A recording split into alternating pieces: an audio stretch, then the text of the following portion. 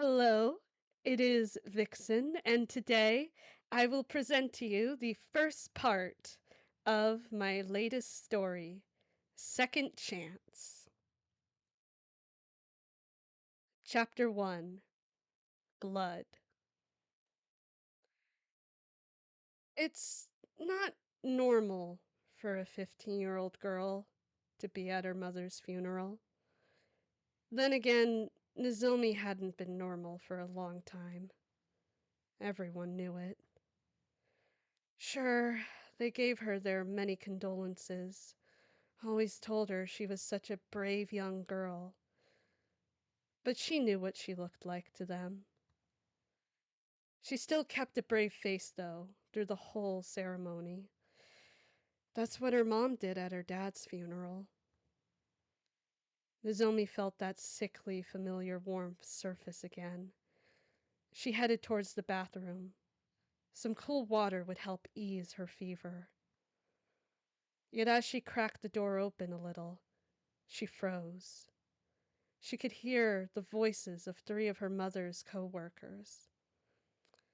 They were gossiping about her mother, saying that her suicide wasn't a surprise, that she was sick in the head, that Nozomi was possibly sick, that anyone would be a better mother than her.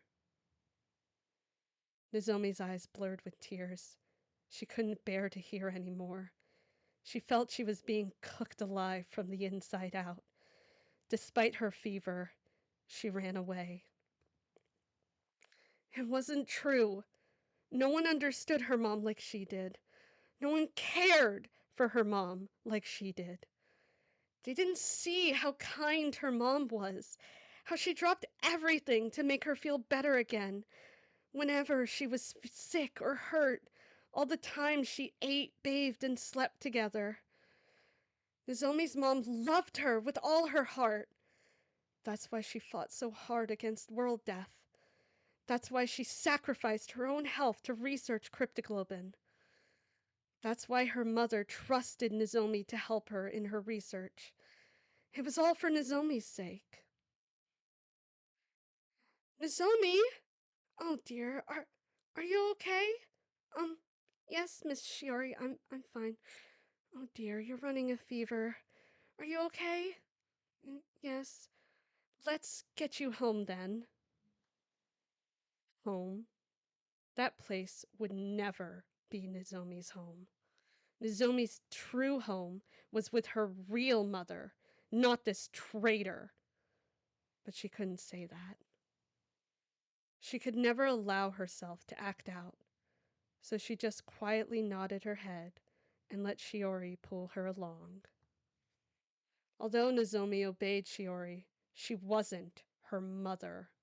Nozomi would never accept her as such. When her mother needed her coworkers more than anything, they all turned their backs on her. Nozomi was the only one. She would never let anyone replace her mother. Nozomi would never let anyone take her mother's love away from her. That's why she'd hold on to her cryptoglobin, even if it killed her. At least then she'd be with her parents.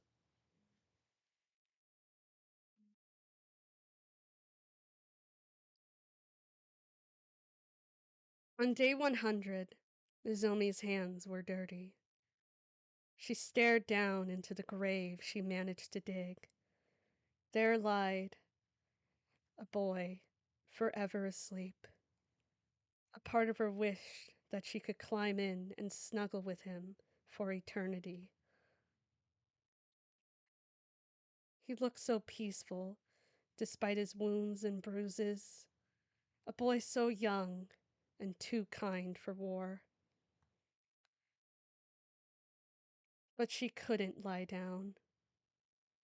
Slowly, she filled in Takumi's grave. With each handful of dirt, a question arose.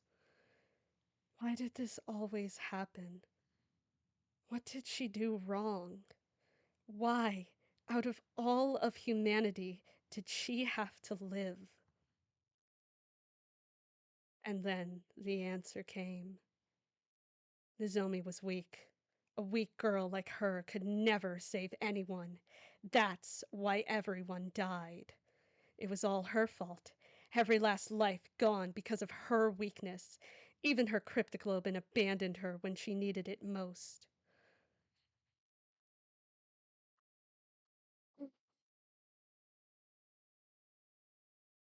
Finally, Nozomi filled in the grave and stared at the clumsy stone she laid atop. Tears streamed down her face. Useless. I can't do it. I can't do it without all of you.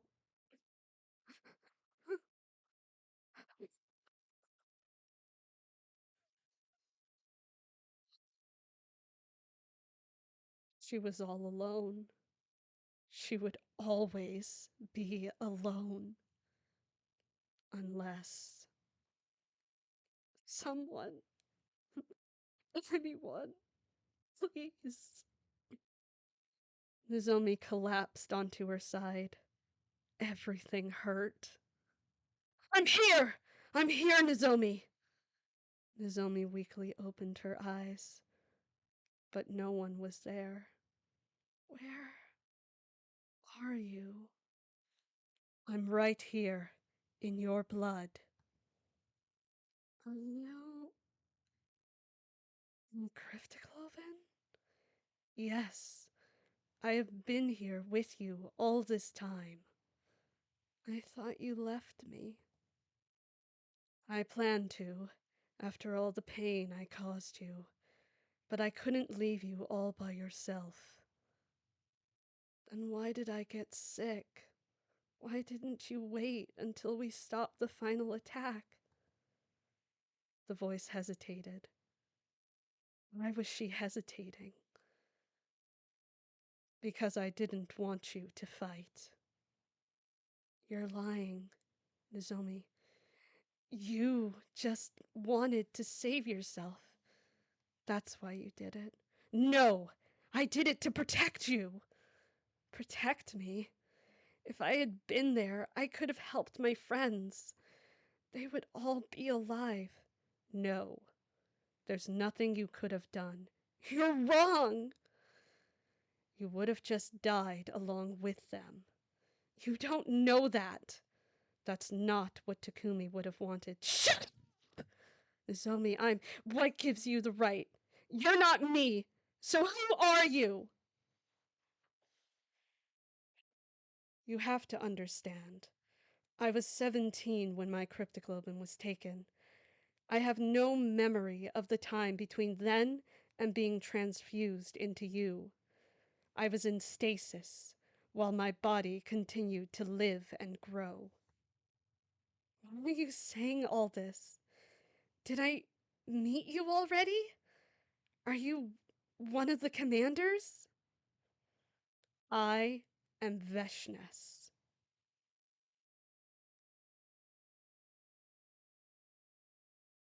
Chill ran down Nozomi's spine as a devilish laugh echoed in her ears. She could smell the cinders and feel the gravity of her home falling, burning. Was she so horribly weak that she deserved to be trapped alone with the killer of humanity? No, not just humanity. Veshness was the reason Kyoshka sacrificed herself. She killed Darumi and Kurata with her bare hands. She enjoyed it, loved it, reveled in it. Veshness was a complete monster. Yet she was the only one Nozomi had at the end of the world. Her only chance to fulfill Takumi's wish and spread his message to the Futurans. Why? Why did he do that? Why did Takumi have to ask her that? Nozomi, I am sorry. I swear I am on your side. I swear I will help you get through this. You are not alone. I promise. Lies! Nozomi wanted to yell at her, but she needed her. If you want to help me so bad, then from now on, you're going to do everything I say. No exceptions. I make the decisions, not you. I understand. I don't trust you. Even if you aren't the Veshness I saw, you overpowered and used me, just like she would. That is reasonable. Why are you being so agreeable? Because I care about you. I don't want to hurt you, Nozomi. It was far too late for that. I'm going to rest here. I understand, but you should move soon. There's no wall to protect you.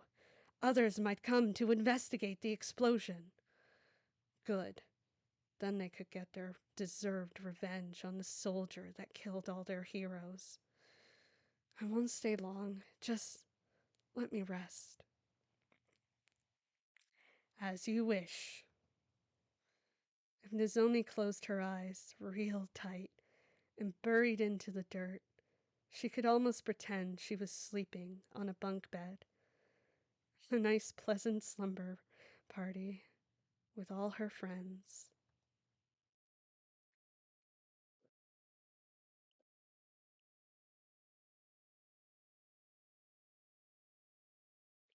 Nozomi slept soundly until she smelled something. Slowly, she opened her eyes to the sweet scent. She saw a bouquet of bright blue flowers laid atop Takumi's grave. Nozomi, get away! Nozomi jolted upwards upon her loud command.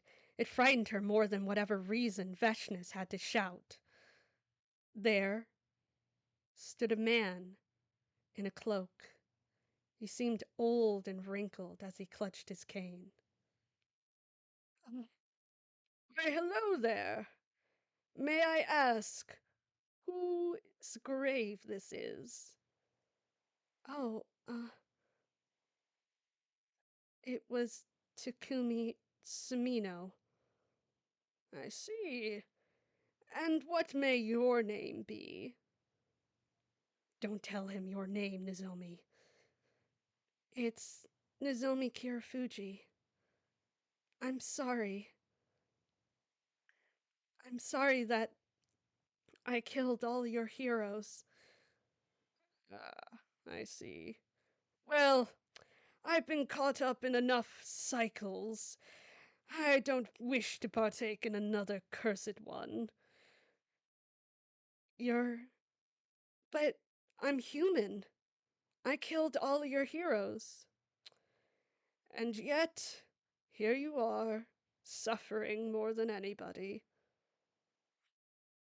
Don't trust him, Nozomi.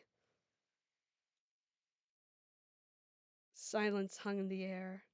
The wind rustled through the flowers, but didn't move them from their spot. Nozomi kept her eyes on the grave. Here, are you hungry? Uh, we don't want to disrespect the dead, do we? Eat. Don't eat it, Nozomi. It could be poisoned. Um, thank you. I didn't catch your name. What was my name again? Ah, yes, I believe it was Rurix.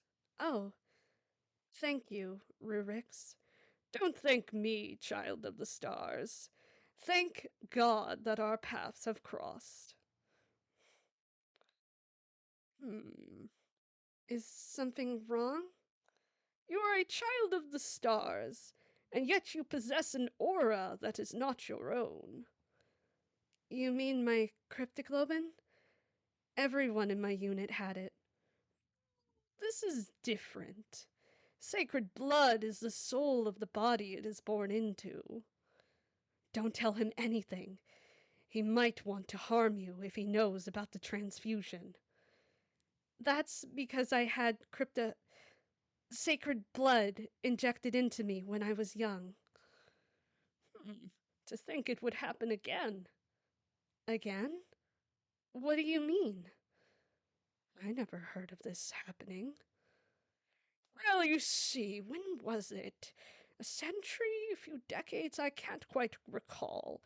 But long ago, there was a child of the stars who fell in love with the paragon. Yes, their love was very deep, so deep that the paragon offered their blood to their love. However, such a thing made their child of the stars crave more. Rejection symptoms. The paragon was happy to provide and satiate their love's hunger, but one day it became too much, and the paragon perished.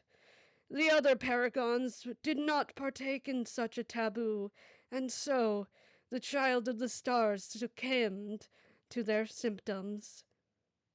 Oh. But it was said, back when they were alive, the child of the stars could speak to the paragon that resided in them, but only in dreams. Wait, only in dreams? But she talks to me now. Interesting. How did they do it? Through a special prayer. What are you thinking, Nozomi? You said sacred blood holds memories.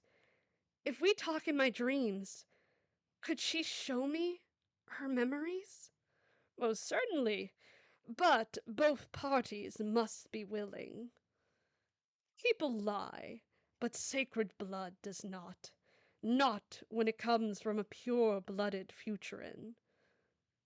So what I'll see is the truth. Certainly. Is that what you want? Yes. Rurix, could you please tell me the prayer? It would be my honor, though I suspect your body will resist sleep. I have herbs that could remedy that. Those do help with sleep, but Nozomi, it will be dangerous if you fall asleep here. More people could come. This man could still be trying to trick you. We have to do this together. Please. If that is what you wish. Can you at least rest somewhere that isn't out in the open? You could use the nearby ruins. I'm doing this here. If she died, she wanted to be with Takumi. Please be careful.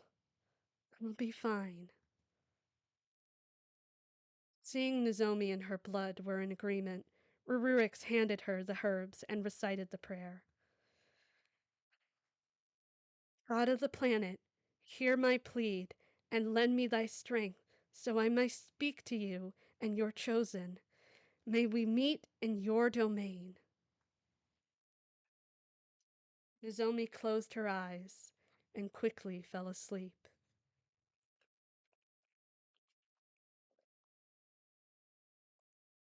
Nozomi expected to awaken in a black void, but instead this void was radiant.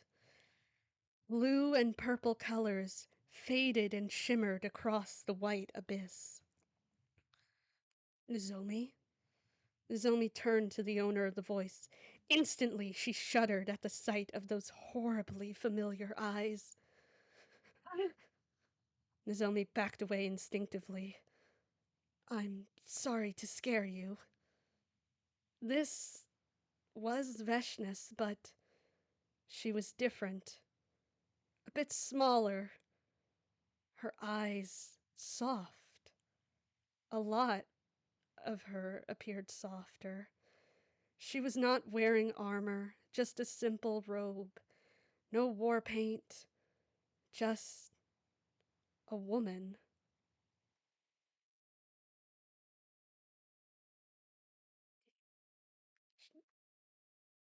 You wanted to see my memories, right?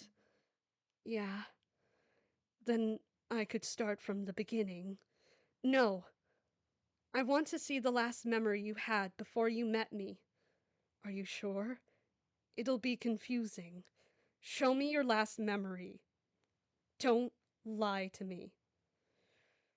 As you wish. Before Nozomi knew it, the void had transformed into a snow-covered forest, bathed in sunlight. It looked so unreal despite the pictures she'd seen.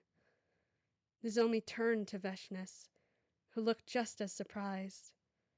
Then Veshnes turned, flinching upon what she saw, or rather, who.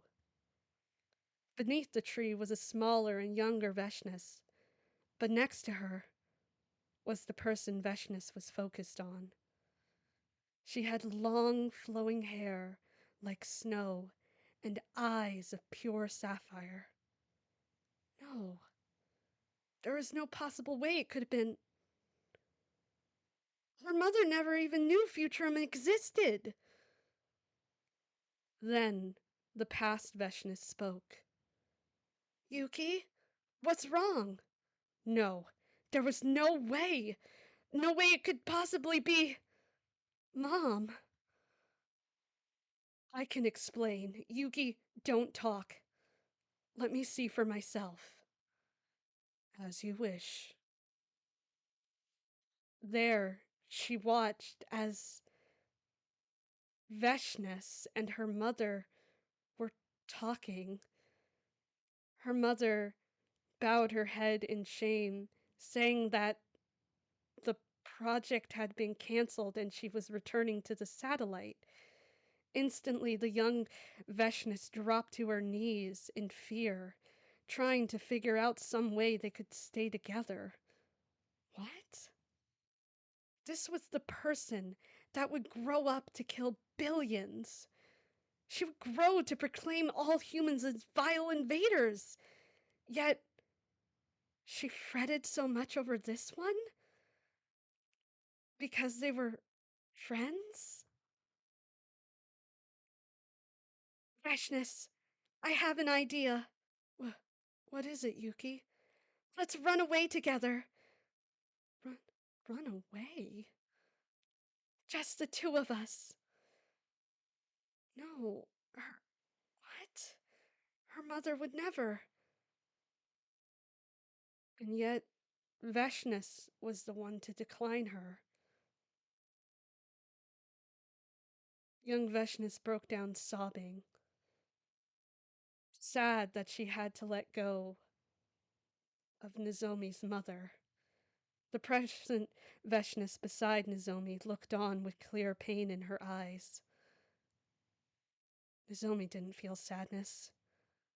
What she thought was merely friendship sounded more like love? The kind of love Nozomi thought her parents had, that she could have had with Takumi. Young Veshnes apologized. I'm so sorry. I don't want to lose you. It's okay. It's okay. Shh. I will always love you, Veshnes. I'll always love you too. Nozomi's mother kissed the young Veshnes, fully conforming what Nozomi feared. Young Veshnes closed her eyes, causing the scene to go black. Suddenly, she collapsed into the snow. The vision was blurred. Nozomi's mother's face was unreadable. Then darkness. That's it?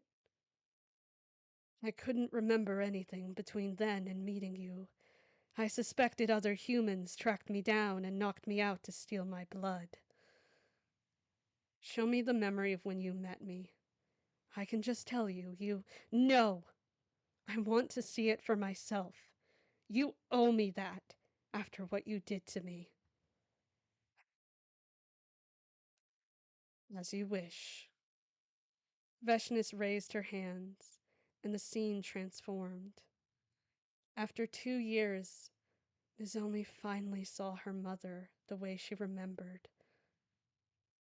Her younger self sat up on the examination table in an oversized hospital gown. Unbeknownst to the two of them, a voice echoed inside of Nozomi.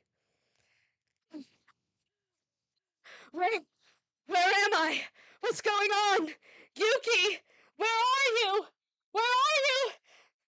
Good girl. I'm so proud of you. How are you feeling? I'm okay. Who are you? Can't you hear me? Let me out! Let me out! I feel hot. Let me out! Vile humans! How dare you take my blood! Let me out! The beeps of the monitor grew. Nozomi's mother held her hands. Repeat after me. It's okay. It's all right. It's okay. It's all right. Vile monsters! Through it all, the present Nozomi clenched her fists. She hated this memory, but she couldn't turn away from it. Then Nozomi collapsed. This was the first time she got to see what happened. Her mother broke down, sobbing. She could hear her voice. No! No, Nozomi, please wake up! Wake up, Nozomi! Vishnus! Please don't kill my daughter! What? Yuki?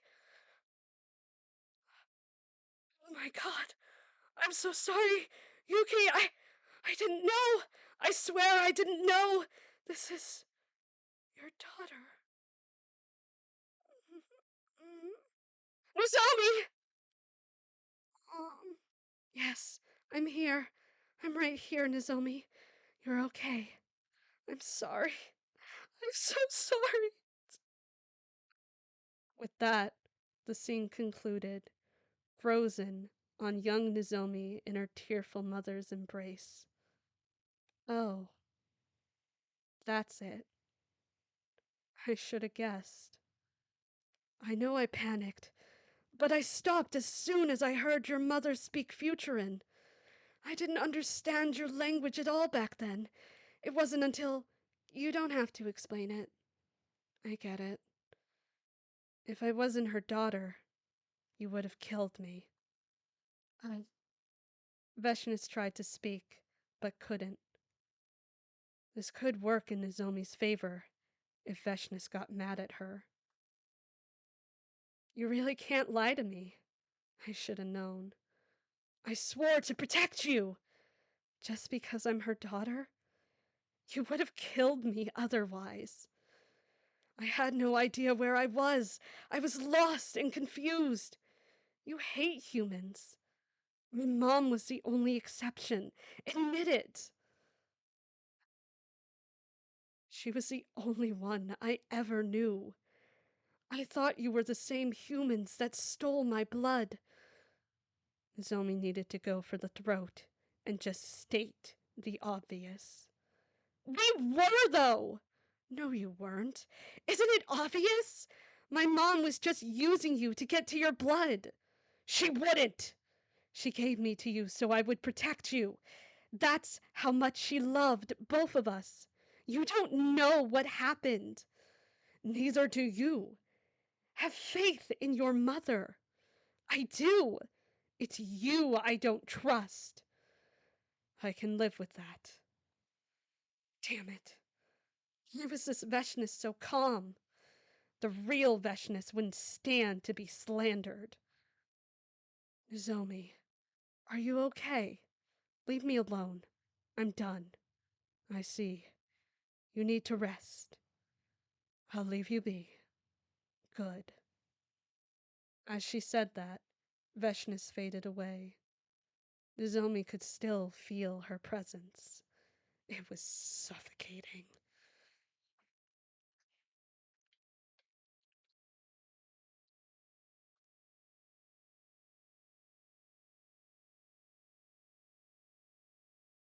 Nozomi awoke to find Rurik still there. He greeted her, and she greeted him. Then, out of the blue, he remembered that there was more to the legend he told. Moved by the lovers, it seemed that God had created a solution. For from their graves bloomed a new and rare flower, a flower that could heal rejection symptoms, aptly called the lover's lily. It sounded too good to be true, and yet Rurix had seen it before, though he couldn't quite recall until Nozomi helped him. It was located in a mountain. Rurix took out his map, and Nozomi helped him find their spot. From there, he was able to create a path towards the mountain where he last saw the lover's lilies. This was it. She wouldn't have to worry about her rejection symptoms. She could carry on Takumi's wish. Nozomi thanked Rurix as much as she could. He said it was fate, but unfortunately he could no longer accompany her. As a parting gift, he draped his cloak over Nozomi. Although I hold no ill will towards you, others may not be as kind. Deep wounds can blind a person with rage. Be careful, Nozomi Kirafuji, even if you are the last child of the stars. I understand. Thank you, Rurix. And thank God. For the first time, Rurix smiled. I shall pray for your success. Goodbye, Nozomi Kirafuji. Goodbye, Rurix.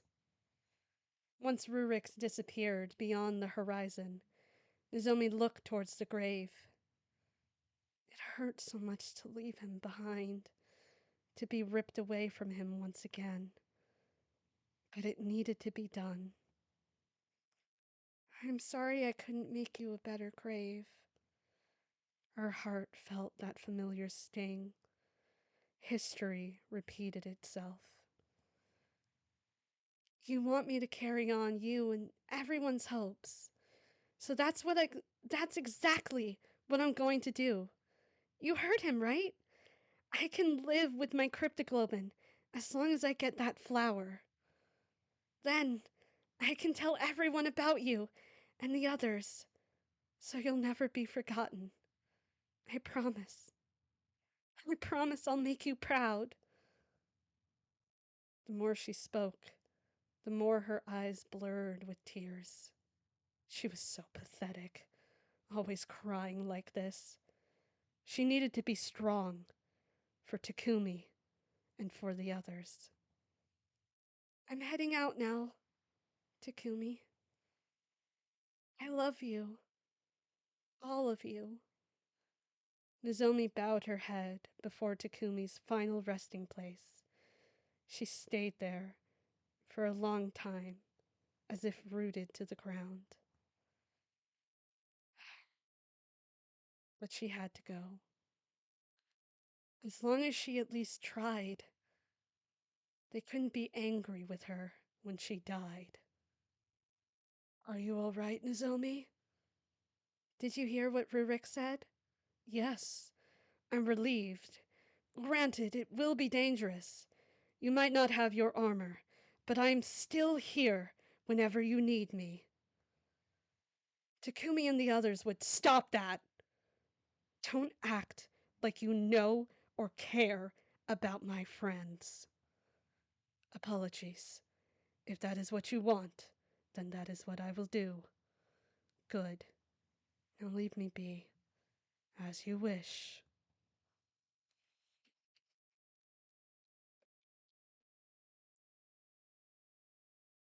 Chapter 2. Seraphic. Nozomi followed the map as best she could. However, it was tricky since the landmarks had been distorted by the war. She was still navigating the city ruins, ruins she once happily explored with her friends, despite the danger. It hurt. Veshnis would encourage her to find food and water. Nozomi refused. She didn't need food. She needed to keep walking forward, just like Takumi wanted, just like humanity wanted. Nozomi looked up to the sky and thought back to the satellite. Unlike the Futurans, the stars were humanity's permanent resting place. Shiori must have been worried sick. Did she even know Nozomi snuck into the SDU? Would that have given her any comfort when she died? Everyone was dead. All because she couldn't kill Veshnis when she had the chance. Twilight painted the ruins, prompting Veshnis to advise Nozomi to seek shelter. Nozomi refused, despite her exhaustion and hunger. She looked up to the night sky for guidance, but found nothing but stars too dim to light her way. Nozomi relented. Veshnis guided her to a department store. Fortunately, she managed to find a row of decaying beds. The pillows and blankets were covered in dust, and who knew what else. But it was all she had. All she deserved, honestly. Despite her dry mouth, Nozomi cried. Veshnis attempted to console her, but was silenced. Nozomi said the prayer and entered her dreamscape. There, she found Veshnis with a look of surprise. Nozomi, are you sure you want to continue? We have time to go through this. I wouldn't have said the prayer if I wanted to take a break. Right. What do you want to see? How you and my mom met. As you wish. I happened upon her after I ran away from home. The scene transformed to a forest, trees barren, and a cold air. There, the young Veshnis heard a scream. She ran towards the river and rescued a girl who was drowning. Yet, when she came to shore, she gasped. She was hesitating, despite jumping to save Nozomi's mother before. She was hesitating because she realized Nozomi's mother was a human. You were going to leave her to die, weren't you? I considered it. But then, on cue, the shivering memory of Nozomi's mother opened her eyes and spoke. Thank you. That forced Veshnis into action. Quickly, she worked as fast as she could to warm up Nozomi's mother. She did everything she could to keep her safe. Just like that.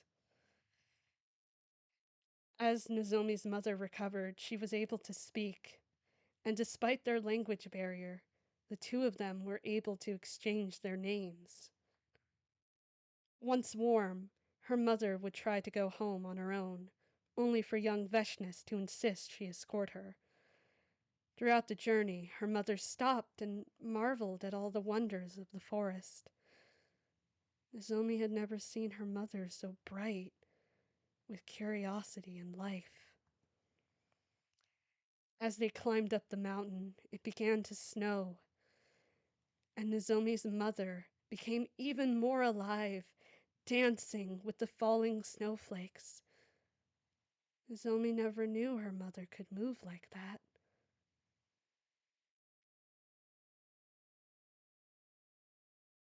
They made camp for the night, resting in each other's embrace. And then they watched the sunrise together, side by side, just like Takumi. Why didn't she encourage everyone to wake up and see the sun rise with her? Nozomi, I don't want to talk about it with you. Just keep going. Veshnis looked at her with a wounded face. Who cared how she felt? It was her fault Nozomi was in all this pain. Finally, the young Veshnis and Nozomi's mother made it to the base, out of sight of the humans. They hugged each other, as if knowing they'd never see each other again. It made so much. Ugh, it hurt. Nozomi looked over to the present Veshness's reaction. Her eyes were soft as she tugged her lip. It was so uncanny, given all the time she saw that same older face scrunch up in anger or curled with a wicked grin. After I saw your mother reunite with the other humans, I decided to go home. I remembered that I had a duty to protect my family. Clearly, she gave up on that duty long ago. I never told anyone of our encounter. Out of shame, humans were our enemy, something to be feared and avoided. But honestly, I wanted the memory of her all to myself. Her mother stole Veshness's blood. Her mother had no choice but to play nice with Veshness if she wanted to get home. Their love wasn't real. It was forced and insincere. The love Nozomi shared with her mother was real. She let herself be vulnerable with her. Her mother trusted her, just not as much as Nozomi once thought. Do you wish to stop here for tonight? No. If you two separated, how did you find each other again? It was through God's will. I followed the teachings, and I prayed every night that I might see her again. 6 months later, God answered. The scene transformed from a mountain to a summer meadows field. There, as Veshness searched around, she heard Yuki call her name. And then suddenly, in surprise, Yuki appeared and was able to topple over the mighty Veshness. She could speak Futuran now, broken as it was. Nozomi looked over to the present Veshness beside her. She was smiling wildly and chuckling a bit to herself. It made Nozomi's skin crawl. Through her broken Futuran, Nozomi's mother explained that she came to Futuran in the hopes of seeing snow, only to find something more precious. When Veshness asked if Nozomi's mother had told anyone, Nozomi's mother said Veshness was her precious secret. The memory continued, but Nozomi zoned out. Precious secret? Nozomi gritted her teeth. That had to be a lie, a trick. Do you want to keep going? I've seen enough for tonight. I understand. Do you have any questions? About what? It's pretty obvious what happened. You had a chance encounter, sure, but my mom told the scientist about you. They wanted information from you, so they trained my mom and tracked you down. How are you doubting your mother? I'm not doubting her! I'm doubting the people around her, like you and those scientists. You're the ones to blame. I see. You see? That's all you can say? Why don't you fight back? I don't want to fight you, Nozomi. You did it before, and you'll do it again. That was the time, the one time I made you sick on purpose. I did that to protect you. No, you didn't. You did it because I'm my mother's daughter, and you think I'm so horribly weak. You're strong in spirit, yes, but physically speaking, you are weaker than your peers. Was. All my friends are dead because of you. Both versions of you. Nozomi hoped Veshness would finally strike her, but she didn't. She just sighed and looked at her with those infuriatingly soft eyes. Nozomi, I'm done. Go away. Nozomi waited for those 3 words she'd grown to detest. Was Veshnis mad at her? No. She was just acting sad. Nozomi didn't want her to be sad. She wanted her to be angry. As you wish.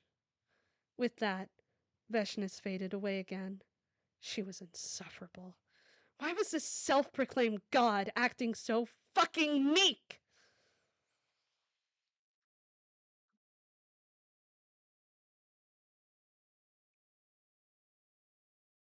Chapter 3. Entangled. The next day, Nozomi exited the city ruins and followed the cracked road through the forest. Veshnis pointed out berries she could eat, as well as a river far off the path. Nozomi begrudgingly followed. The slower this trip took, the sooner her rejection symptoms would come back. There were all sorts of contaminants in river water, but since the river had a fast current, Nozomi didn't seem to suffer any ill effects. The forest was so wild and untamed compared to the parks and forest on the satellite. Nozomi winced. She couldn't escape the memories, even in this place. How many lives in total were lost? There was humanity, but also the countless plants and animals that made themselves home on that satellite. Domesticated and wild alike, they all suffered the same fate. They all died because of Nozomi. Tears couldn't bring back the dead, no matter how hard she cried. Tears were utterly useless, just like her. Don't even! Apologies. I will be quiet. That's it. All Nozomi had to do to stop the tears was think of Veshnis and how much she hated her. She deserved to be hated. For humanity. For her mother. That's why she'd continue to watch her memories. It was the only thing she could do, besides walking towards a medicine that didn't exist. Night fell upon the forest, and Nozomi settled within the roots of a tree. Veshnis would argue that she needed to climb the tree, that it wasn't safe. Nozomi didn't care, and just laid there and slept. That night, Nozomi saw more of Veshnis's memories of her mother. Her mother didn't even need to ask before Veshnis told her all about Futurum and its customs. In turn, Nozomi's mother would tell Veshnis all about the satellite. Little did she know how much Veshnis would come to abuse that knowledge. At one point, Veshnis rescued Nozomi's mother from a bear, revealing that she had sacred blood. Nozomi's mother, so enamored and awed with Veshnis's heroics, likened her to a knight from human history. Is that why? So, Veshnis believed herself a hero. So much so, she manifested real shining armor. It explained how weirdly chivalrous this Veshnis was. It didn't matter what armor she wore. Her heart was still pitch black underneath. The next few days would play out much the same. When she was awake, Nozomi walked through the forest, desperate not to think about her friends and humanity. It was particularly hard not to think of Kiyoshika. She only knew her for 2 weeks, but she was so full of life. Were she here, she'd no doubt liken Nozomi's situation to some obscure manga she read, though in this case it was very manga-esque. A pathetic side character hosting the ultimate evil. Every night, Nozomi would speak to this ultimate evil.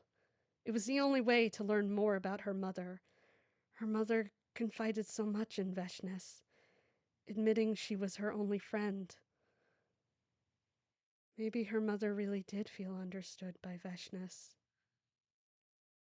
more than with Nozomi. That's why she killed herself. Nozomi buried that thought. She hadn't seen the whole story. Not yet. Just as she was starting to feel, suspect, think that this relationship was sincere, a memory came that contradicted. Her mother accidentally offered Veshnes a sandwich with meat in it. Veshnes declined, saying that eating meat was forbidden, a taboo that she shouldn't break. Nozomi's mother swore to never make the same mistake again. This was a test, an experiment, to inconspicuously see if there were more forbidden taboos Veshnes was willing to break for her human friend. Then, one night, Nozomi finally saw it. The moment her mother and Veshnes became romantic. They were just 14. It was a particularly hot summer's day. They cooled themselves in the lake, happy, fully focused on one another. Veshnes had all of Nozomi's mother's attention. Nozomi clenched her fist. They dried off on the bank, where Yuki confided how lucky she was to meet Veshnes, that she would have died alone, scared, had Veshnes not been there. Miracles weren't real. And Nozomi's mother and Veshnes's love wasn't real. Nozomi's mother had to love her own daughter. She wouldn't have trusted her with the most of her secrets otherwise. And then Yuki and Veshnes kissed for the first time. They were in love. No, no. Nozomi didn't even bother to look over to the present Veshnes. No doubt she was getting all nostalgic. Nostalgic for a love that wasn't real. It was just a slimy trick by humanity to learn about Futurans and steal some cryptoglobin. It wasn't her mother's fault. Humanity forced her, just like they forced Nozomi's friends to fight through all matters of deception. Yeah, that had to be it. The forest was vast. Nozomi had walked through it for days, and yet she didn't see a single soul. It was probably for the best. It didn't matter how long Nozomi lived. Humanity would die with her. Even if Futurans and humans could procreate, nobody would want her. She deserved it. Nozomi, what now? I just wanted to say you're doing a great job navigating this forest. I know we've been here for a while, but you've made excellent progress. Compliments aren't going to bring my friends back. I know. Life can never be replaced, but it lives on in those touched by it. Until that life died too. I also wanted to check and see if you had any questions for me regarding last night's memories. Your mother once told me that, same-sex relationships weren't exactly accepted among humans, but I wanted to assure you it's not a taboo for Futurans. What about dating a human? I did worry that was a possibility, but I found no such rule in the teachings. What if it was taboo? It wouldn't be. Your mother and I were destined to meet. Through her, I saw that humanity wasn't completely evil and that we could end the war with love and peace. And yet here we are. How do you explain that? The other humans interfered. Your mother would never betray us. Don't lump me in with you. Nozomi, go away. Are you sure? You seem miserable? Of course I'm miserable, and it's all your fault. So leave me alone. I don't want to talk to you more than I have to. I understand, and I am sorry. Nozomi didn't even dignify her with a response. Veshnis at least obeyed and returned to silence. Must have been easy for her. Nozomi could hurl as many insults her way, but it would never hurt Veshnis. It would never provoke Veshnis enough to attack her. Veshnis was pacified by her faith in her god and in Nozomi's mother. From where Nozomi stood, they might as well have been one and the same to Veshnis. The nights that followed, Nozomi witnessed her mother and Veshnis become more entangled. Her mother would share books and braid her hair into familiar braid. Few times when her mother was upset, Veshnis was able to cheer her right up. No doubt because her mother was yet again faking to gain Veshnis's trust.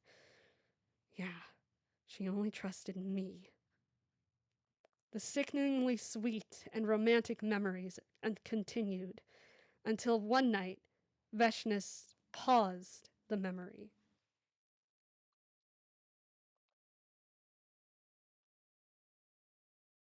What are you doing? I think we should skip these types of memories. Types? What do you mean? They're just intimate.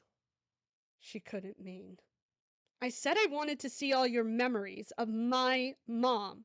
That includes this. But I don't care. She's my mom. You said she would listen to me. So do what I tell you.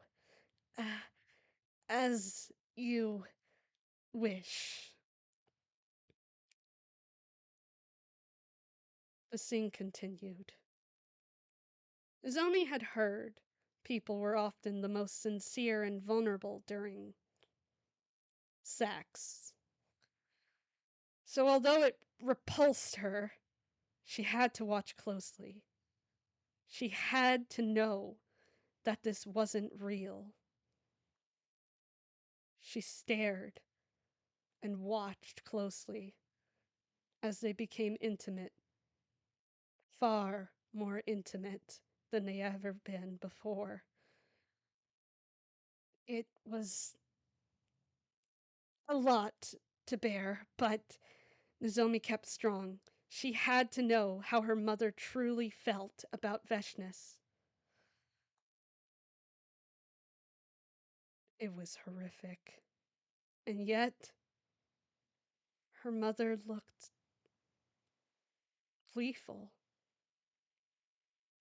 Gleeful, Nozomi realized, because she was in complete control. She said so herself, how lonely she was on the satellite. No one understood her. Yet in that moment, the almighty Veshnis was all hers.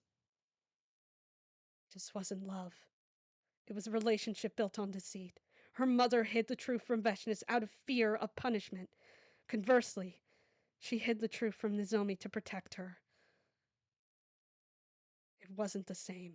It wasn't the same. It wasn't the same. It wasn't the same. Eventually, the memory ended.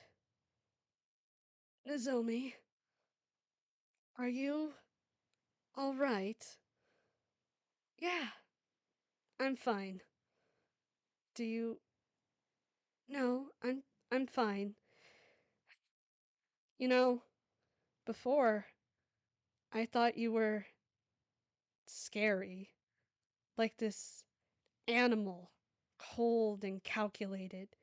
able to get whatever you want. But now I see. You're just a dog, simple and easy to manipulate. I see. Once again, Nozomi's plan had failed. Chapter 4. Fire. Days had passed, but finally Nozomi was almost out. According to her map, she just had to follow the raging river out of the forest and into a meadow. It was strange, considering how long she'd been in this forest. There were far worse places to be stuck in for days on end. Sometimes she could hear birds and other animals, but never see them. Maybe they could sense the evil in her blood. As she followed the river, she suddenly heard something. Veshnis! Be still. Hey! You over there! Be still, Nozomi. Keep an eye out for where they're coming at. You'll need to run in the opposite direction if they know that you're human. Just play along. Nozomi steadied herself as 3 fully grown Futuran men approached her. Hey! What are you doing out here by yourself? Are you okay? Yeah, I'm fine. They cornered her, back against the river. She had nowhere to run. Stay calm, Nozomi. Just keep playing along. Well, did you hear? The war is over. The monsters are finally all dead. Is that what they all are? Are you? I'm. Hey, wait. Are you? Nozomi, run! Without thinking, Nozomi bolted, frightened by Veshnis's raised voice. Stupidly, she ran in the opposite direction of the Futurans and right into the raging river. For one brief second, she was able to see her mistake. She fell into the river, the current pushing her, dragging her in all sorts of directions. Her cloak soaked and pulled her down. Remain calm, Nozomi! Keep your head above the water!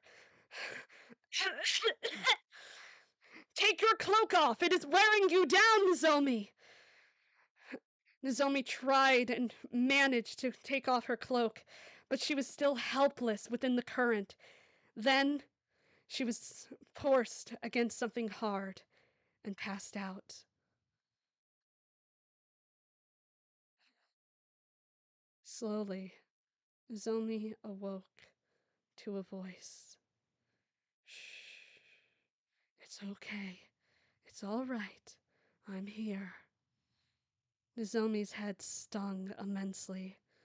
Her eyes were too weak to open, but she could feel her soaking wet body had made it to shore. It's okay. It's all right. I'm here. Go. Apologies. Save your strength and rest. When next Nozomi woke, she found Raruix's map was destroyed. Veshnis at least remembered the path, but had no clue where they were.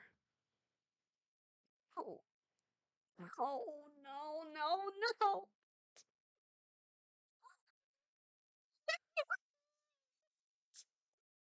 Nozomi dug her nails into the mud. It's okay, Nozomi. Let it all out. That only made Nozomi cry more. Oh, oh. Shh, quiet, Nozomi. You don't want to alert people. Nozomi just raised her voice even louder out of spite. But no one came. She was alone. Exhausted, Nozomi dropped down into the mud where she belonged. Nozomi didn't want this monster in her head. She wished she never spoke to her to begin with. It was hell.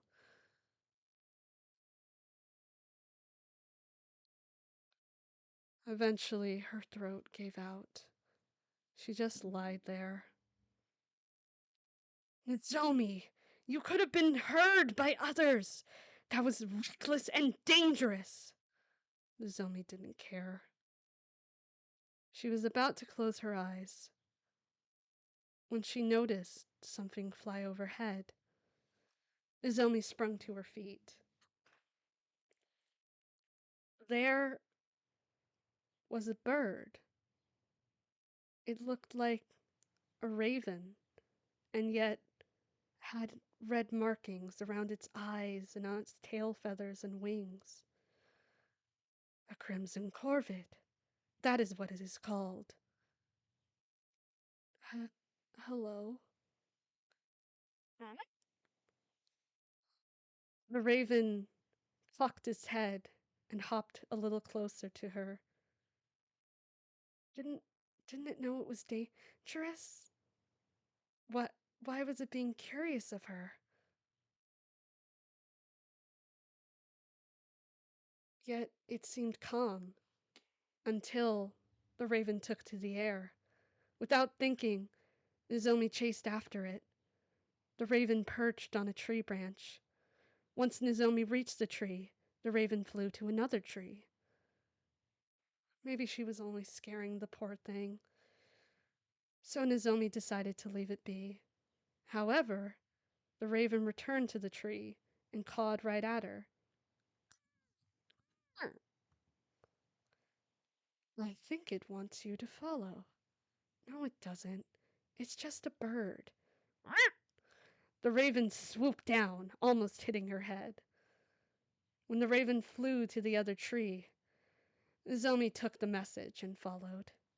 The raven chirped like it was happy to be followed.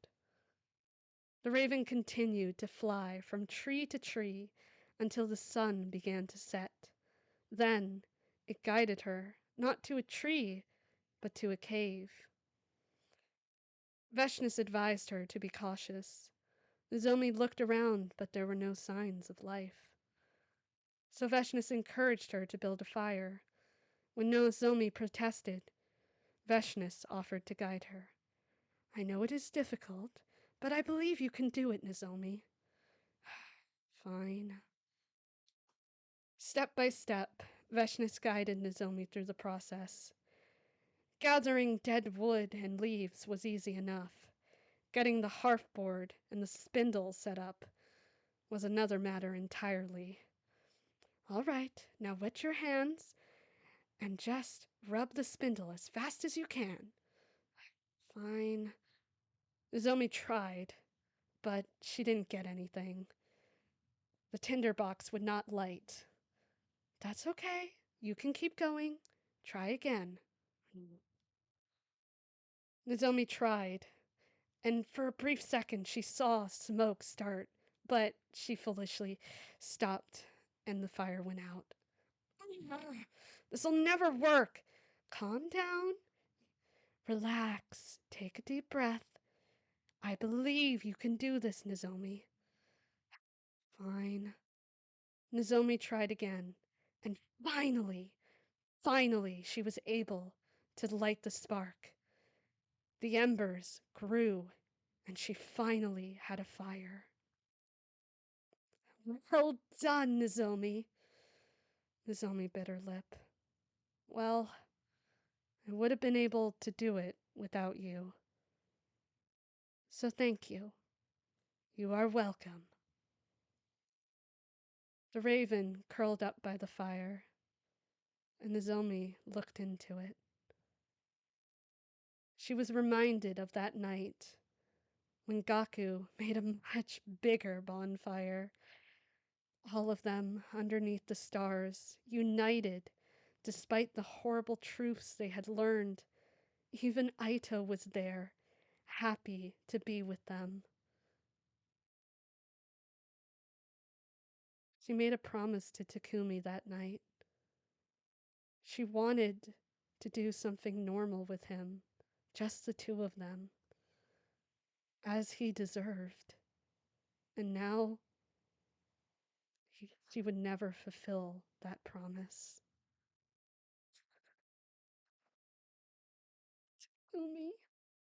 Nozomi whimpered his name as she stared into the fire, yet again, tears wetting her cheeks.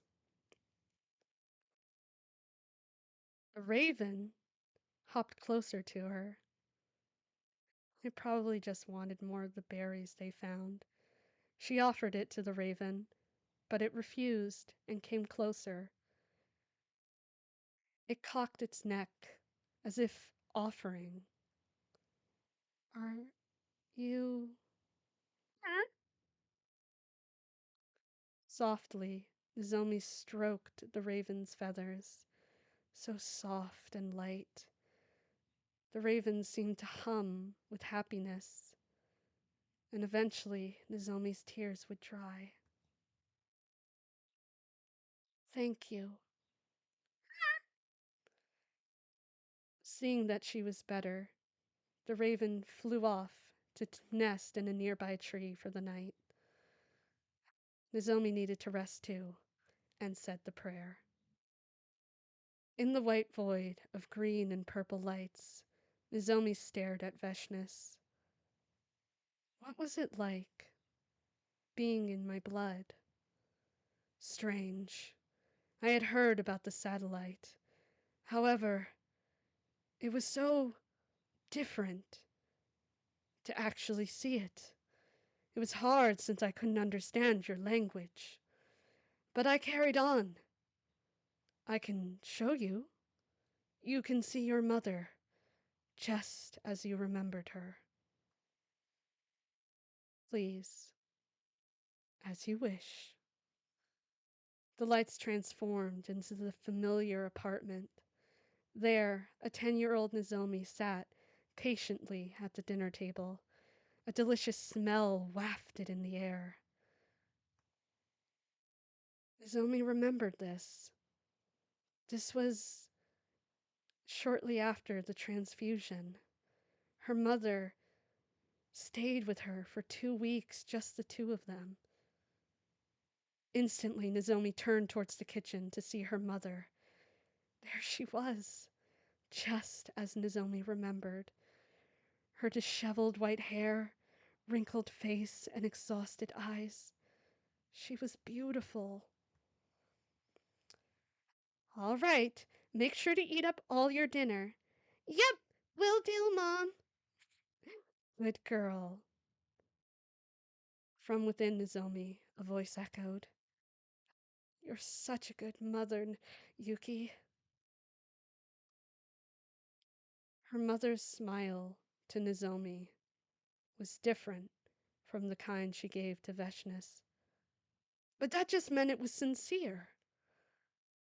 While it lifted Nozomi's spirits, it also made her feel heavy, with a tight knot in her chest. She held herself to soothe the pain, her younger self and mother completely unaware.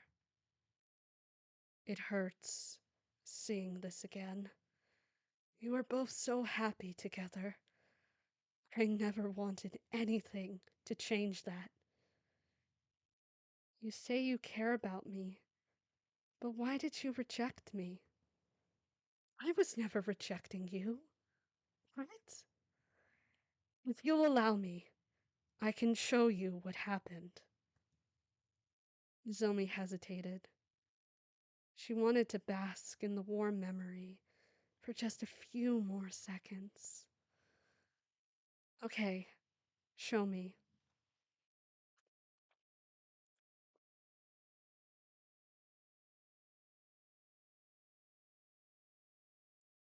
With a wave of her hand, the scene washed away like a watercolor painting. It morphed into a memory of Nozomi in elementary school. She was walking to class when a girl ran into her, knocking her to the floor. The girl didn't stop or apologize. She just ran over to her other friends and giggled. Monsters! How dare they! I'd like to see them try to laugh if they saw me. Nozomi, I wish I could help you. Why am I so useless? Nozomi would never tell anyone. Her mother had enough to worry about. At least they hadn't joked about her dad in a few years. It's not right! Why are they doing this? I know Yuki said the satellite was like this, but why? You're just a little girl. You've never done anything wrong. They're the ones who are wrong. They should be punished. Them and those disgusting adults who know this is happening. Nozomi continued into class.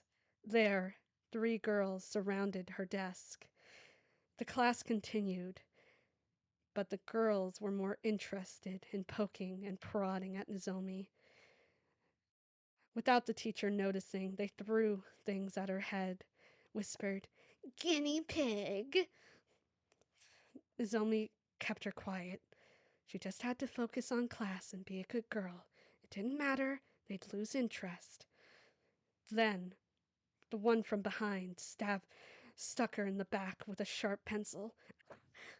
"Nozomi Kirifuji, is there something the matter?" No, sorry." Nozomi sat down. She didn't want to be a burden or a bother. "You vile animals will never stop. You enjoy hurting her.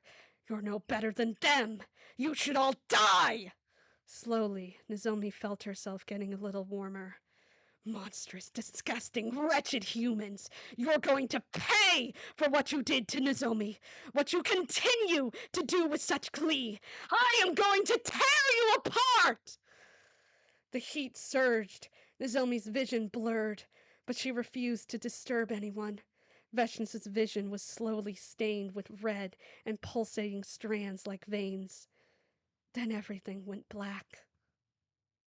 The violence and anger Vashnis displayed. It was so similar to the real Vashnis they fought. The Vashnis in her blood stepped forward. "I didn't mean to hurt you. I only wanted to protect you. But the angrier I got, the more I lost myself to this horrible instinct. Like my wanting the power to hurt those girls triggered my blood to consume yours beyond what you could manage. That's what you call it? Instinct? I admit I was angry, but how could I not be? Even if I didn't know what those awful girls were saying, I knew for a fact that they were hurting you. I couldn't just watch. I needed to try and do something." "Would you have killed them if you could?" "No, you wouldn't want me to." "What if I did? Would it make you happy, Nozomi? I only want to keep you safe and happy." "I'm not happy. Those girls are dead. Just like you wanted. They didn't deserve that. No one did. You're right. They could have learned from their mistakes, but we will never know due to the actions of my other self." "You call her that, but you still have that same violent malice in you. In the past, yes, but I moved past it. I had to if I wanted to keep you safe." "Then why did I keep getting rejection symptoms?" "The instinct came back. I tried my hardest to fight it off, but it's like hunger. A desperate hunger that possesses me to devour blood." "So you can't control it at all?" "I can hold it off as long as I can. But once it starts, it can only be satiated by sacred blood." "I see. So Veshnis could still very well kill her without meaning to." The memory ended. When Nozomi asked why, Veshnis revealed that she had seen memories of the blood donor. "Show me. It is a bit of a blur. Slow it down, then." "Very well." It was Ido. Ito was her donor.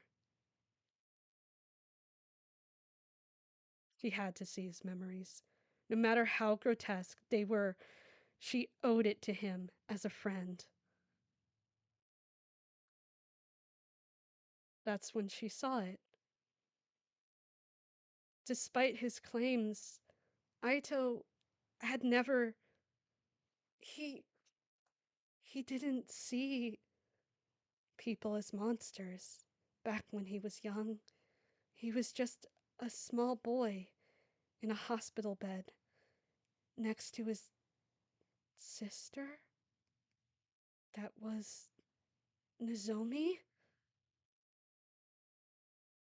Maybe it was an effect, like Haruwa had been for Takumi, and yet her parents walked in, both of them.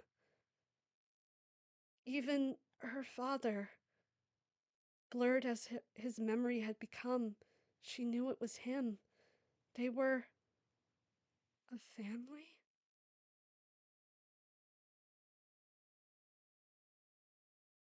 Is Ito? Yes, he is your brother. Half brother. Ito had the same sapphire eyes as their mother. She always felt they were similar but never spoke a word, even when Ito proceeded to squash those same beautiful eyes under his boot. Nozomi didn't understand. Why didn't Ito ever tell her? Veshnis explained how his condition worsened. His family became colder, warped into monsters, and then Ito killed his sister.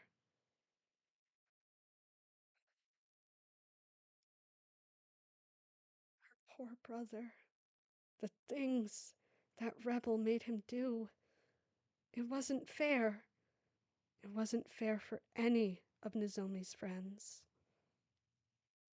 For whatever reason, she was only given her brother's blood. She suspected upper management chose this and never told her mother she had a son. They probably just took her genetic material without her ever knowing where it was going.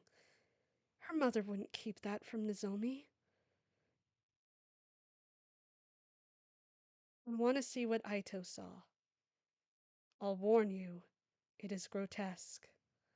If he had to live with it for most of his life, I can look at it for just a few minutes. As you wish. Just as Veshna said, the memories slowly morphed and transformed. The family that Ito had known and loved devolved into piles of meat and rot.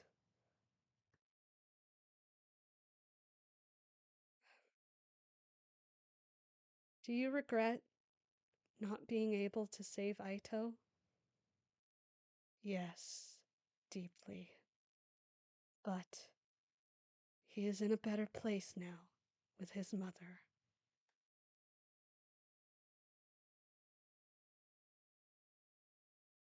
You can go now. I'm sorry for not telling you. I get it. A lot to process. It didn't matter. Nothing mattered.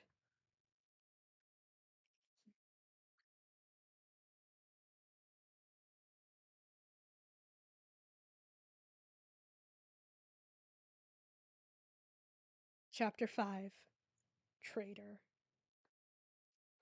Just like yesterday, Nozomi followed the raven through the forest. She started to smell salt in the air. A little further, and the forest opened out to a cliff overlooking the massive ocean, waves crashing against the rocks as the winds roared. It took Nozomi's breath away. Thankfully, Veshnis knew where they were now. Nozomi raised her hand and waved to the raven. Thank you for everything. Stay safe, okay? Goodbye. It pained her to leave the raven, but at least it was alive and safe. Yet as she walked, she noticed a rustling sound behind her. The raven had decided to follow her. It's okay. I'll be fine. You can go back to your forest now. Nozomi walked ahead, but the raven persisted. You'll be safer away from me, okay? Seemingly offended, the raven swooped over Nozomi's head. I don't think you'll convince it to leave. It's made up its mind. Fine. The raven would easily fly away if any danger arose. Or maybe it'd get bored and leave just for that. Either way, Nozomi knew she couldn't expect the raven to stay for long. Nozomi continued on and followed Veshness's directions. She walked through another forest and into more city ruins.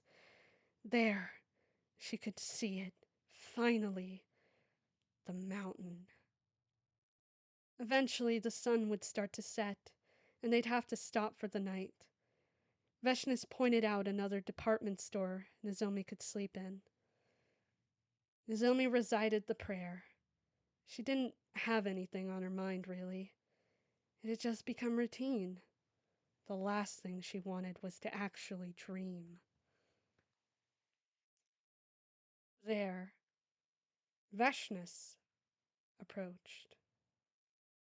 Nozomi, if I may, I wanted to show you something.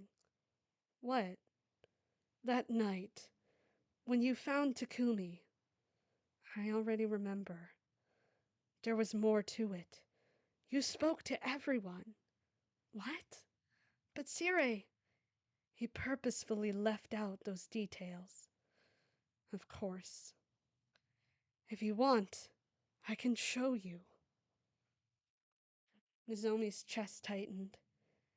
She should have jumped at the chance, and yet she was shaking, terrified of seeing him, all of them, in that state. Nozomi. She had to see it. Even if it hurt, Takumi and the others would want her to see. Show me. As you wish. The void transformed into the all too suffocating walls of the hospital. There were no windows, but Nozomi knew it was late as night. This wasn't the first time she'd explore while her mother wasn't looking. Carefully, young Nozomi looked around until she saw it. The biggest door in the hospital. It naturally caught her attention, yet despite its importance, it appeared to be cracked open. Nozomi, don't go in there. It could be dangerous. As always, Nozomi was deaf to the one inside her blood. She mustered her strength and proceeded to open the door. There were only machines, cold and dark. Slowly, she walked up to the machine and saw a boy? He looked sick, as his hair was shaved and wires covered his body. Hello? The boy did not respond. She looked around and saw a nameplate. Takumi. Is that your name? Hello? Still no response. Carefully, Nozomi approached the other machine. Each one held a child. Nozomi read aloud their names, tried to speak to each of them, but none responded. What are you all doing here? Where are your parents? It was futile. They would not respond. So, Nozomi decided she needed to leave. It's okay, Nozomi. Let's go back to your mother. She's going to worry. Nozomi didn't hear Veshness, but she did head towards the door. She looked back one last time. I'm sorry. As soon as young Nozomi left, the memory ended. Back in the present, Nozomi felt her chest tighten. Her heart was beating, and yet it felt like a heavy lump of dead meat. It wasn't fair. None of this was fair. Her friends deserved to live happy, normal lives. They never asked to be created and used like that, yet they gave everything to protect others, even the people they hurt. Nozomi looked over to Veshnis, wondering if she showed any signs of remorse. She found Veshnis, her eyes sharp and her body tense, but it didn't seem aimed at anything. Did something happen after I left? Yes, you were discovered by another scientist. Show me. Veshnis growled a little under her breath. The memory continued. As soon as Nozomi walked out of the door, a lady was there. Young Nozomi seemed to know this woman. She wore a lab coat and looked strangely like Takumi, yet Nozomi had no memory of this. I'm sorry, Miss Rurika. I'm so sorry. Young Nozomi apologized profusely. However, this Rurika wasn't mad and admitted that she forgot to close the door. When Nozomi asked about the children, Rurika was quick to explain they were being kept alive by the machines due to an illness? Yet again, Nozomi apologized, but Rurika reassured her that her presence was actually good for the children, especially Takumi, who she noticed as the weakest. Instinctively, young Nozomi hugged Rurika. Rurika hugged Nozomi and patted her head, praising her kindness and lamenting the children's hardships. Oh, Nozomi, you're such a good girl. I'm sorry for bothering them. No, no. Actually, I think this could work and be a good thing. Huh? Nozomi, I have something I must ask you. What is it? Would you mind coming back again? You know, late at night, just like this, and talking to all the children.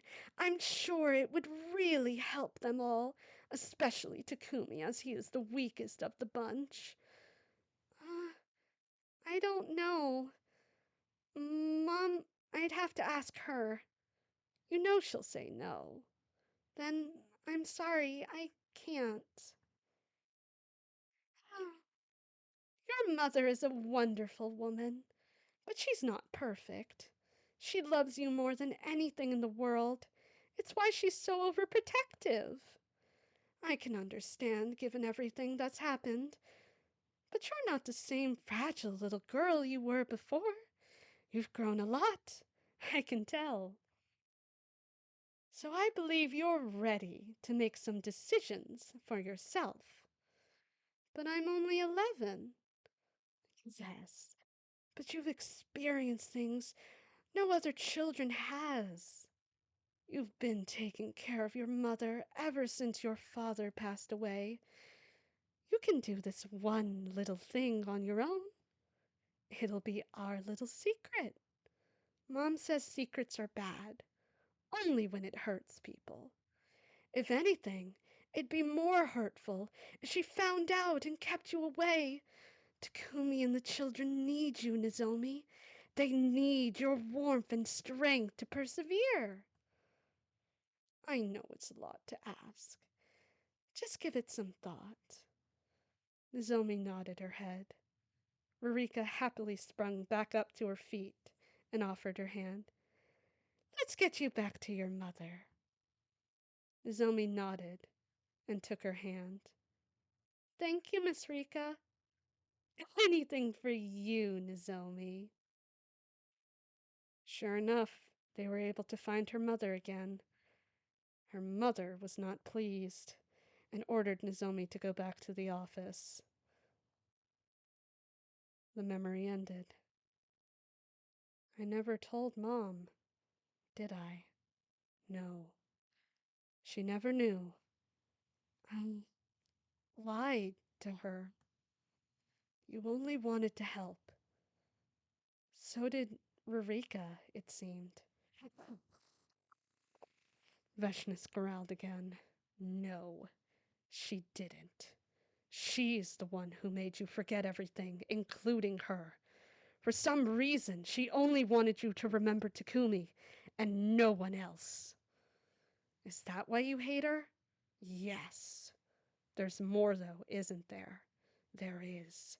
She may not look it, but that woman is vile. The way she took away your memories was beyond cruel. Even though I couldn't understand her words, I could understand the malice behind them. She savored every moment of your pain. She's a monster. Well, she's dead now, so you don't have to worry about her anymore. And here Nozomi thought, her finding and talking to Takumi was one of the few things she ever managed to do on her own. But it wasn't. Like always, someone guided her along. It wasn't Takumi's fault. He needed her, just as she needed him. Even if their meeting was arranged, it didn't change that fact.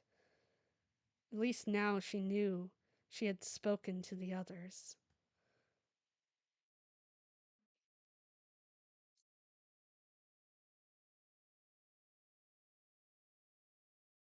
Are you okay?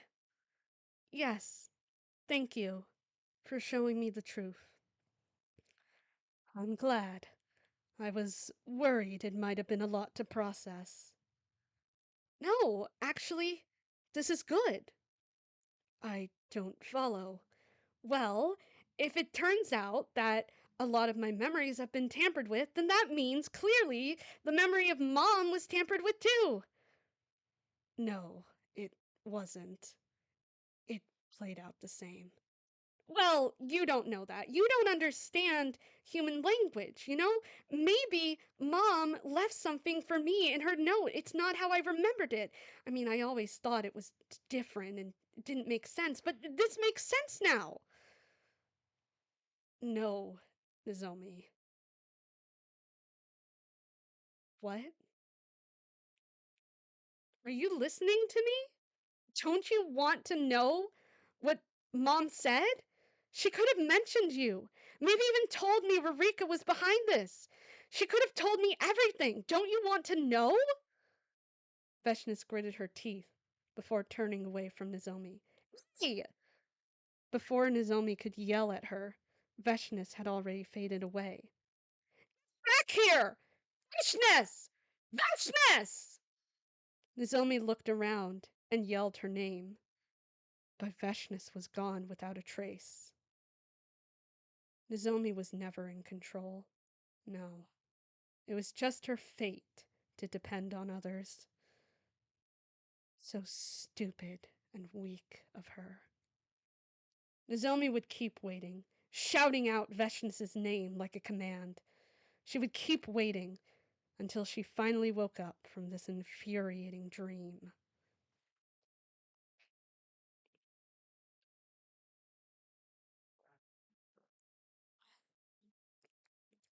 Chapter 6.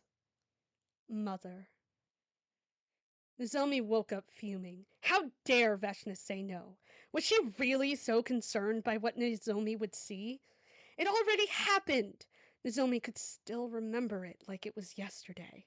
She owed it to her mother to never forget. It didn't matter. Veshnis would come crawling back sooner or later. She had to if she wanted to keep her promise to Nozomi's mother. At the very least, the raven hadn't abandoned her. He flew down with the little stone in his mouth. Thank you. I'll treasure it forever. The raven cawed with delight before taking to the skies. Zomi didn't need Veshnis. She could make it to the mountain all on her own. In fact, She would enjoy the silence, enjoy not having to hear that monster's voice feigning affection. It was wishful thinking that somehow upper management killed her mother and framed it as a suicide. Still, even if they didn't touch her directly, upper management was responsible for her mother's death. They were the ones that pushed her. Nozomi was certain. Nozomi could remember it clearly. The pain and fear her mother felt as soon as upper management canceled her project. Nozomi did her best to comfort her, just as her mother did for her. They were so happy together. No tests, no humanity, just the two of them, hidden away from the world. It was honestly all Nozomi wanted. Even if Nozomi's mother died the same way, she had to have left more in her final note. It just, I mean, something always about it felt wrong. By the time Nozomi got to the edge of the city, the sun had nearly set. Nozomi settled in the ruins of a bookstore. To her surprise, there were still books left behind. Of course, when she opened one, the pages were musty and torn. Nozomi looked for the least cold spot she could find and settled in for the night. It would have been warmer if she still had the cloak Rurix gave her. Nozomi said the prayer, not because she cared to see or apologize to Veshnis, just to see if Veshnis changed her tune. She doubted it. Yet, to Nozomi's surprise, when she entered the void, Veshnis was right there. Nozomi, I am sorry.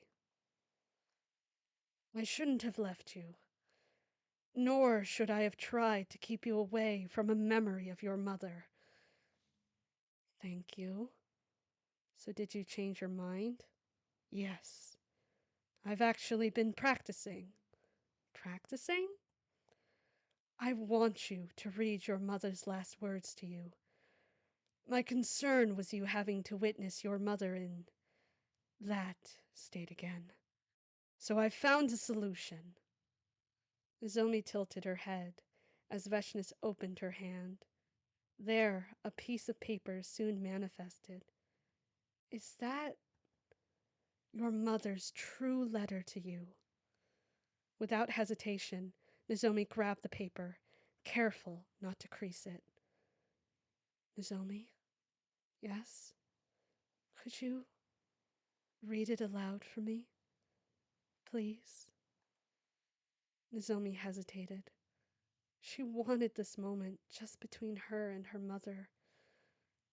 But this moment wasn't only possible through Veshnis. Nozomi looked at Veshnis's soft, pleading eyes. They were so uncanny. It still made her skin crawl. Okay, I'll read it aloud. Veshnis sighed with relief. Thank you, Nozomi. Truly. Just let me focus, please. Of course, as you wish. Veshnis bowed her head and backed away. This was it. The missing piece she lost. Finally, back in her hands. Nozomi took a deep breath, her hands trembling.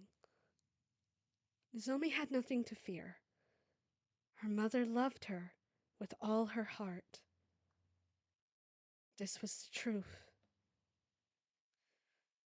Nozomi began to read. Her mother knew about the SDU project, as she had previously worked on it, but she did not specify the project or why she left. Her mother admitted she was a monster long before her husband and never told a soul.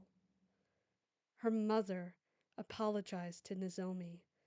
She apologized for everything Nozomi experienced at her hands. Her mother said it was never Nozomi's fault. Her mother was grateful for Nozomi's warmth and comfort, but confessed she never deserved her. Her mother wished she kept Nozomi away, that she deserved far better, but at the very least she took more after her father. Nozomi read, Nozomi, please don't blame yourself. There was nothing you could have done. You made my final days so joyous and bright, which is why I want you to move on without me. I know you can do it. You can take care of yourself. You have to. Then one day I'm sure you will find someone who truly deserves your love.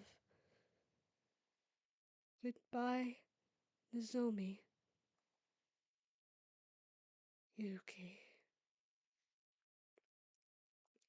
Vashna straightened her stance and looked towards Nozomi. Nozomi shakily took a breath, the letter slipping out of her trembling hands.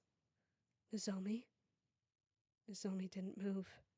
Her focus remained where the letter once was. Her mother's final words to her, a full admission of her guilt. Yet there was no mention of love. Nozomi, it's okay. I know it's difficult. Why didn't she say she loved me? It was clear she loved you from all her apologies to you. Why didn't she say she loved me? She told you when she held you for the last time. Why didn't she say she loved me? She did love you with all her heart. Nozomi repeated that question, desperate for an answer. Each of Veshnis's answers were more insufficient than the last. Nozomi desperately reached for an explanation that would stop her from shaking, stop her from feeling like her heart was being ripped in all different directions, stop the truth from sinking in. Her mother didn't love her. It was so simple. Everyone said it. Even if they held their tongues, she could see it in their eyes, the way they'd soften with pity as soon as she mentioned her mother. Teachers, scientists, Shiori, Takumi, they all gave her that same look. Nozomi, your mother loved you. You can't believe otherwise. She gave everything to you. Nozomi looked to Veshnis, the only person who never had those eyes. No, the way they looked now was more akin to Nozomi's when she looked in the mirror. All the times she reassured herself, refusing to consider what anyone said about her mother. She was so stupid, so incredibly stupid. Everyone knew except for her. Nozomi, speak to me! Veshnis rushed forward, her hands forcibly grabbing Nozomi's shoulders. The first touch of a person since Takumi. Nozomi screamed, tears welling up in her eyes. Let go! No! You're panicking. I understand you're scared, but you need to listen to reason. What reason? She didn't love me. She did love you. She kept you as close as she possibly could. Only after I got your blood. I was her lab rat. You're her daughter, and you always will be. She said herself how happy you made her. She needed you. She needed both of us. No, she needed our bodies. That's all she wanted. Nozomi, it's true! That's what turned you into a monster. No, it most certainly is not. She used Aito too. She left him. You don't know that. She admitted she worked on the project. She wasn't fighting for humanity. She was fighting to cover up mistakes, her mistakes, knowing full well all Futurans would die. She was a monster! She must have been coerced. She can't, we can't know for sure how it played out. You can't just throw your own mother away, not after all she's done for you. Veshnis was so ridiculous. Nozomi had to laugh. You're right. She did do a lot to me. That's not. She told me about World Death when I threw a fit over her not coming to Parents' Day. She forced me to take care of myself after Dad died. She knowingly put poison in my veins. Why is that? Why me? Why not herself? She wanted me to protect you. No! She wanted to protect herself. That's why she killed herself, Nozomi! It's true! Everything they ever said about her was true! It's so obvious! Why are you still defending her? Vashna squeezed Nozomi's shoulders so hard she thought she might be crushed. Her teeth were bared like a beast. Yet those desperate eyes of hers were so soft, soft as ever. Nozomi looked and saw her ugly form reflected in them. Nozomi, you have to have faith and believe in your mother's love. I did, and look where it got me. I took the blood for her. I trained for her. I infiltrated the mission for her. I was never fighting for humanity. It was always just for her. She fought for you too. She wanted you to see the sky, to find people who loved you just as she did. I did more than that. Everyone who actually cared about me is dead, and it's my fault. No, it's not. It is! The mission would have succeeded if I was never there. Would you prefer if Futurans were wiped out? No, of course not. Takumi and the others could have found the truth on their own and stopped it. What's done is done, Nozomi. You can't change the past. Takumi did. That was different. You don't have that power. It's not fair! What did I do to deserve all this? Be born to a monster? Nozomi! This is all my fault because I was stupid enough to think that my mother loved me. She did! She didn't! Nozomi desperately struggled to break from Veshnis's iron grip. Let go! No!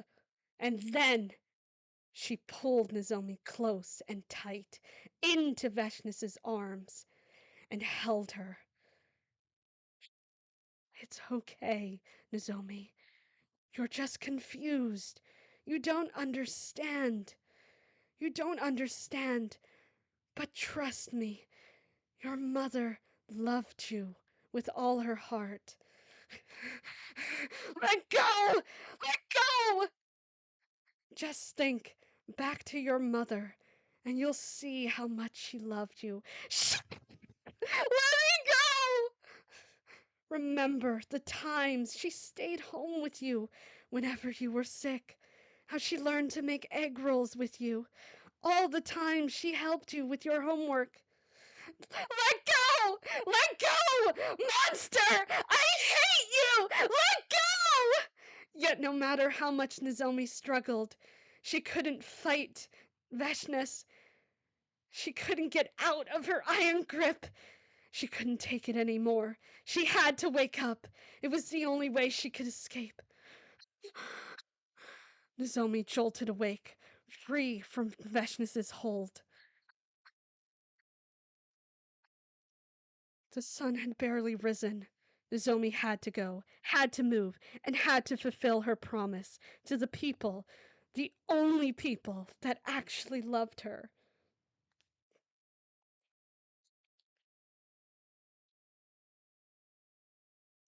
Nozomi, you can't go out like this! It's dangerous, and you're in no condition for it! Watch me! Veshnis continued to shout at her. She was powerless to stop Nozomi's advance. Her eyes and mind were set on that mountain. She barely even registered the cawing of the raven. It didn't matter. All that mattered was that promise. It was the only thing she was good for now. The further out Nozomi marched, the further her mind wandered. Back to all the memories with her mother, all their supposed joy and warmth.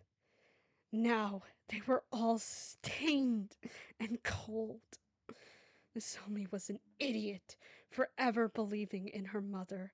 A stupid, worthless idiot, sacrificing her entire life for a complete monster. All the places she could have gone, friends she could have made, she happily gave it all up for her. Yet again tears filled Nozomi's eyes. She kept marching through the dark, forcing herself through the rough terrain and foliage, deaf to the cries of Veshnis and the raven. To think, the rare times that monster said she'd loved her, it was all a lie. So effortless and easy for her. She was such a skilled liar. She probably didn't even love her own husband. Nozomi always assumed she didn't talk about him out of sadness, but no, it was just out of convenience. The only person she ever cared about was herself. Everyone but Nozomi was smart enough to realize that. There was no point for Nozomi to even exist, not after her father died. She should have died with him. She should have died the moment she was given Veshnis's blood. She should have died in place of Kyoshika and Kurada. She should have died with her friends to save Futurum from the weapon her own mother worked on. Nozomi stopped for a moment to catch her breath. By this point, she had reached the mountain and started up the incline. Nozomi, please, talk to me! Nozomi ignored her and kept moving forward. The raven still close behind. There was no point.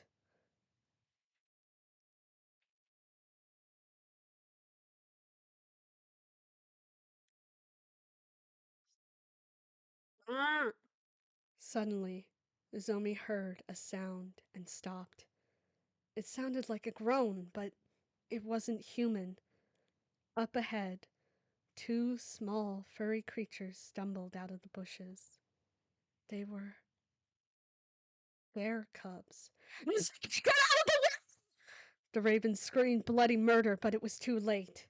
Before Nozomi could move, she was knocked to the ground with the force akin to a car. A heavy weight slammed down on her back. Foolishly, Nozomi turned to see a mountain of fur.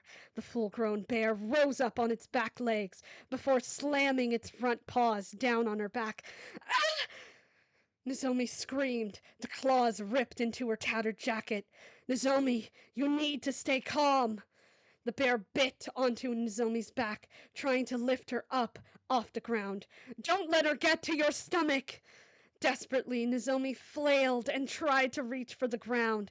The bear shook her back and forth, tossing her to the side. Don't move. Instinctively, Nozomi tried to crawl away on her stomach, only for the bear to charge and bite down with full force onto her leg, shattering it instantly. Ah! Nozomi screamed. The bear dragged her by her broken leg, trying to flip her over. Through the pain, Nozomi dug her hands into the grass and dirt. She managed to take hold of an exposed root and held on for dear life. The bear pulled and shook her before letting go and swiped her right shoulder. Nozomi grinded her teeth so as not to scream again. Don't let go. She'll give up. The bear clawed her left shoulder, and again on her right. Ah! Ah! Nozomi didn't make a sound. It bit down on her back and shook and dragged her. Nozomi was too weak to hold on anymore, but she didn't move. The bear kicked its paw on her back to no sounds or movements. The bear moved over her, groaning. Stay still, and she'll think you're dead.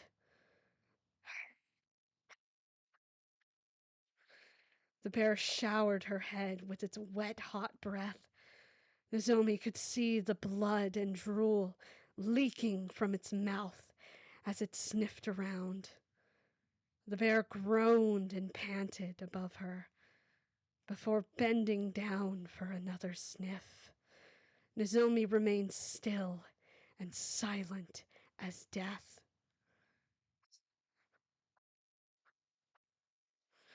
The bear moved down to Nozomi's back, pushing its front paws onto her to get any sort of reaction.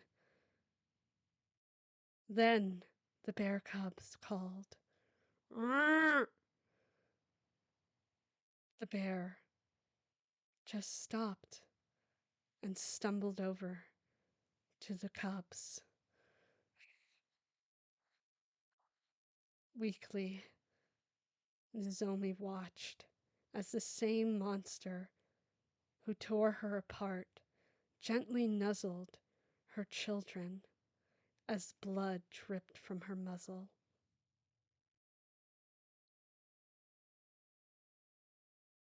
Finally, the cubs ushered their mother to come away with them, and they disappeared. Nozomi took a few haggard breaths. Everything hurt. She experienced so much pain, and yet this was the worst she had ever felt. It was deserved. You'll be okay. Just stay where you are. Don't close your eyes, Nozomi. Nozomi reached out her right hand, pain striking her shoulder instantly. Nozomi, don't move! Nozomi ignored her and reached out her left hand. She still had a promise to keep. This pain was no excuse to give up. She had to keep trying for Takumi. Finally, the adrenaline was starting to numb the pain. Good. It would make it easier to crawl up the mountain. She could do it if she just tried hard enough. She had to. Nozomi slowly dragged herself across the ground, despite Veshnus's pleas. She managed a few measly feet until it hit her. That all too familiar heat. Oh, I'm sorry. I'm sorry. Any strength Nozomi had left quickly decayed to nothing. Only her tears could cool her burning skin. She should have known better. It was inevitable. Still, Nozomi forced herself to keep moving forward.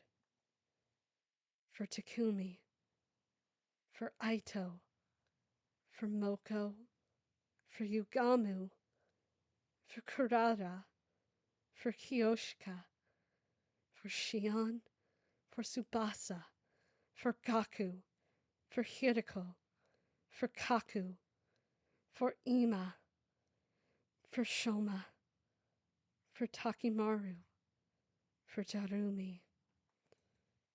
Nozomi needed to keep pushing, otherwise they'd never forgive her. Nozomi, I need to leave you. No! Please, no. You'll die if I stay. I'll die if you leave. Please, I don't want to die alone. As much as she hated to admit it, it It was true. Even if it was Veshness, it was better than no one at all. She hoped Veshness would grant her at least that selfish request. Oh, understand. I will not leave you. Zomi closed her eyes and smiled. The heat grew stronger, overpowering the pain from her wounds. She couldn't feel anything anymore, just the intense heat of her rejection symptoms. She recalled the time Shiori would rush her to the hospital, how concerned she was. Yet Nozomi held on to the blood, never freeing Shiori from that pain. So selfish, just like her mother. Hours passed, with Nozomi drifting in and out of consciousness, unsure when it'd be her last. It's okay. It's all right. I am with you, Nozomi. Strangely, this heat that burned her body felt good, like the warm embrace of her dad. How did she forget that? She missed him so much. She laid there, drifting in and out of consciousness, unsure when it'd be her last, Veshness staying by her side.